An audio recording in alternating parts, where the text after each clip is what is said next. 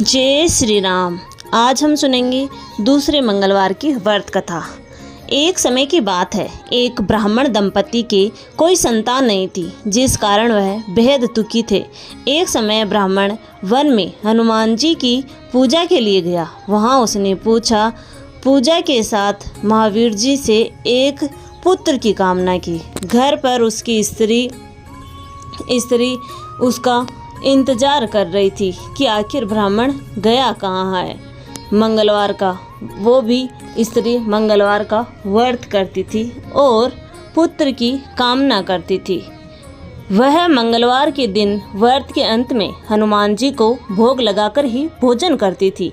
एक बार व्रत के दिन ब्राह्मणी न भोजन बना पाई और ना ही हनुमान जी को भोग लगा सकी। उसने प्रण किया कि वह अगले मंगलवार को हनुमान जी को भोग लगाकर ही भोजन करेगी। वह भूखी प्यासी 6 दिन तक पड़ी रही। मंगलवार के दिन वह बेहोश हो गई। हनुमान जी उसकी निष्ठा और लगन को देखकर बहुत प्रसन्न हुए। उन्होंने उसे आशीर्वाद स्वरूप ब्राह्मणी को एक पुत्र दिया और कहा कि यह तुम्हारी बहुत सेवा करेगा। बालक को पाकर ब्राह्मणी अति प्रसन्न हुई। उसने बालक का नाम मंगल रखा। कुछ समय बाद जब ब्राह्मण घर आया तो बालक को देख पूछा कि यह बालक कहाँ से आया है, यह कौन है। पत्नी बोली कि मंगलवार व्रत से प्रसन्न होकर हनुमान जी ने उसे यह बालक दिया है। ब्राह्मण को अपनी पत्नी की बात पर विश्वास नहीं हुआ। एक दिन मौका देख ब्राह्मण ने बालक को कुएं में गिरा दिया। घर पर लौटने पर ब्राह्मणी ने पूछा कि मंगल कहाँ है। तभी पीछे से मंगल मुस्कुराकर आ गया। उसे वापस देखकर ब्राह्मण आश्चर्यचकित रह गया। हनुमान जी ने ब्राह्मण को सपने में दर्शन दिए और बताया कि यह पुत्र उसे उन्होंने ही दिया है। रात में ऐसा स्वप्न देखकर ब्राह्मण सत्य जानकर बहुत खुश हुआ। इसके बाद ब्राह्मण दंपति प्रत्येक मंगलवार को व्रत रखने लगी। जो मनुष्य मंगलवार व्रत कथा को पढ़ता है, सुनता है और ध्यान लगाकर उसे सुनता है, उसे हनुमान जी की कृपा से सब कष्ट दूर हो जाते हैं और सर्व सुख प्राप्त होता है और हनुमान जी की दया का पात्र बनता है। साथ ही इस दिन इस व्रत कथा को भी जरूर सुनना चाहिए। बहुत समय पहले की बात है, किसी गांव में एक बुढ़िया माई रहती थी। वह मंगल देव को अपना इष्ट देव मानती थी। मंगलवार के दिन वह ना तो घर पर लीपती थी और ना ही धरती खोदा करती थी। हर मंगलवार को वह मंगल देव का व्रत रखती थी। उसका एक पुत्र था जो मंगलवार के दिन ही पैदा हुआ था, इसीलिए वह उसे मंगलिया कहकर पुकारा करती थी। बुढ़िया की श्रद्धा देखकर स्वयं मंगल देव ने उसकी परीक्षा लेने की ठानी और साधु का वेश बनाकर उसके घर मंगलवार के दिन ही पहुंच गए। वह बुढ़िया से बोले कि मुझे भोजन बनाना है, तू थोड़ी सी धरती लीप दे तो मैं भोजन बना लूं। बुढ़िया ने कहा कि महाराज जी, मैं मंगलवार का व्रत करती हूँ, मैं आज के दिन धरती नहीं लीपती, मैं जल का छिड़काव कर देती हूँ, आप उस पर भोजन बना ले। उसकी बात सुन साधु ने हट पकड़ ली कि मैं तो लीपी हुई धरती पर ही भोजन बनाता हूँ। बुढ़िया ने भी रट पकड़ ली कि आज तो धरती ना लीप सकूंगी, इसके अलावा आप जो भी करने को कहेंगे वह मैं करने के लिए तैयार हूँ।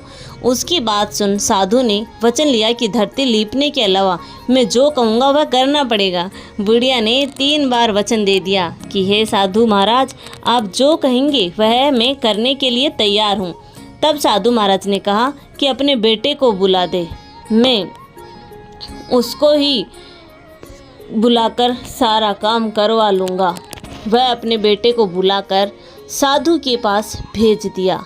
साधु ने कहा कि माँ, तू ही अपने बेटे को लेटा और अंगूठी सुलगा दे। बुढ़िया ने यह सुना तो उसके होश उड़ गए, पर वह मंगल देव को साक्षी मान दे कर वचन दे चुकी थी। अब वह मंगल देव का स्मरण कर कहा बुढ़िया ने मंगलदेव का स्मरण करते हुए कहा, बेटे को औंधा लौटाकर अंगीठी जला दी और साधु महाराज को बोलकर अपना काम करने लगी। जब साधु महाराज का खाना बन गया तब उन्होंने बुढ़िया को आवाज़ दी और कहा कि अपने बेटे को बुला दे। वह भी भोग लगा लेगा। बुढ़िया ने हैरान होकर कहा कि महाराज, अभी तो आपने उसकी पीठ पर खाना बनाया है, अब वह कहाँ से आएगा? आप कृपया भोजन ग्रहण करें और जहाँ जाना हो जाएं, मुझे और दुखी ना करें। साधु ने हट पकड़ ली कि अपने बेटे को आवाज़ दे। साधु की बात सुन बुढ़िया ने जैसे ही कहा, मंगलिया, ओ मंगलिया, उसका बेटा दौड़ता हुआ आ गया। बेटे को देखकर बुढ़िया आश्चर्यचकित रह गई।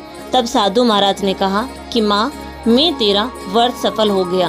तेरी अपने इष्ट देव में अटल श्रद्धा, इसीलिए आज के बाद वे हर तरह से तेरी रक्षा करेंगे। तुझे कभी भी कोई कष्ट ना होगा। मंगलवार का व्रत सभी के सुख प्राप्त करने, रक्त विकार दूर करने, राज्य सम्मान पाने और पुत्र प्राप्ति के लिए किया जाता है। इस व्रत को रखने से मनुष्य के समस्त पाप नष्ट हो जाते हैं। इस व्रत में दिन या रात में केवल एक ही बार भोजन किया जाना चाहिए। इस व्रत के अंत में हनुमान जी की पूजा करनी चाहिए। पूजा के समय लाल रंग के कपड़े को यूज़ करने चाहिए और लाल रंग के कपड़े ही पहनने चाहिए। हनुमान जी को लाल रंग के ही फूल चढ़ाएं। पूजा के बाद मंगल व्रत की कथा सुननी चाहिए और अंत में हनुमान जी की आरती जरूर सुननी चाहिए। इस तरह विधि पूर्वक और पूरी श्रद्धा से व्रत किए जाने पर मंगल देव प्रसन्न होते हैं और भक्त पर अपनी कृपा बरसाते हैं। प्रेम से बोलिए बजरंगबली हनुमान जी की जय हो। कथा अच्छी लगी हो तो लाइक, शेयर एंड कमेंट अवश्य करें। धन्यवाद।